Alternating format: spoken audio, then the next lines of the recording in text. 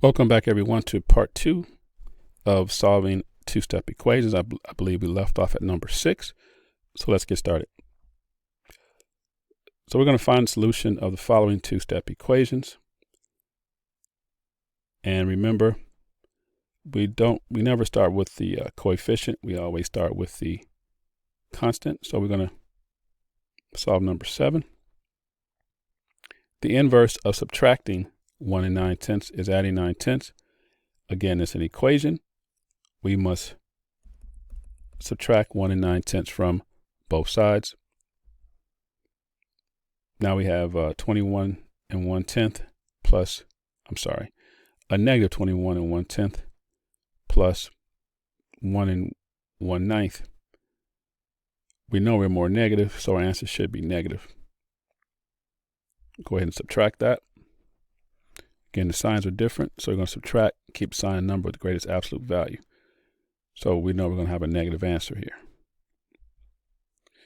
So 21 and 1/10 minus 1 and 9/10. Remember, when you're subtracting decimals, to line up your decimal. That leaves us with a negative 19 and 2/10. Now I have to divide it by 6. That should be a negative. I said all that and forgot my negative sign.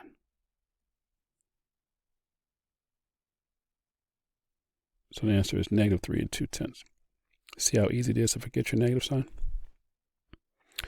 All right, number 8. So we're dividing by -4, and we're adding 70. We're going to take care of the 70 first. So we're going to subtract 70 from both sides. Excuse me. And that leaves us with the x divided by -4. And negative 30 plus negative 70. Again, we're working with integer operations now, so you know that that's a negative 100. Apparently I didn't. And we have to multiply both sides by a -4.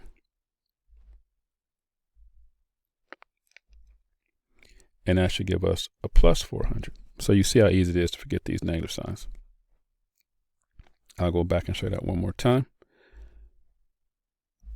This should have been a negative 100 because a negative 30 and a negative 70 is negative 100. This should have been a negative 100. Multiply both sides by -4. A negative times a negative is a positive. So that should be a positive 400, not a negative 400. And I believe these are the last two. Hopefully I didn't make any mistakes this time.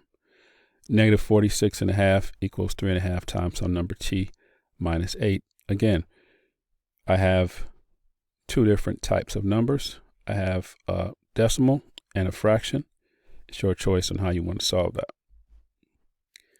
I decided to convert my fraction to a decimal in this case, but that doesn't change my order. I have to add 8 to both sides.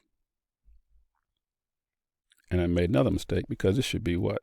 A negative. Just want to see if you guys are paying attention. Now I need to divide both sides by 3.5. My final answer should be negative, but I'm sure it's not. So I'm going to divide 38.5 by 3.5. I cannot have a decimal in my divisor, so I have to move that. So my answer should be a negative 11. All right, see if I got this one right. Negative 12 equals -7 times the number p minus 61. I'm going to add 61 to both sides.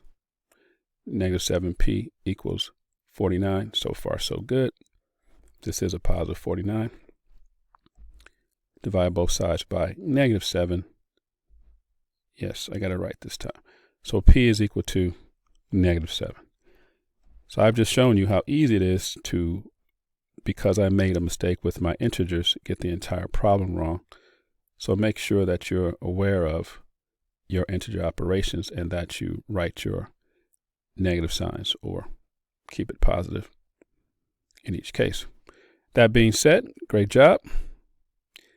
End of lesson, solving two-step equations.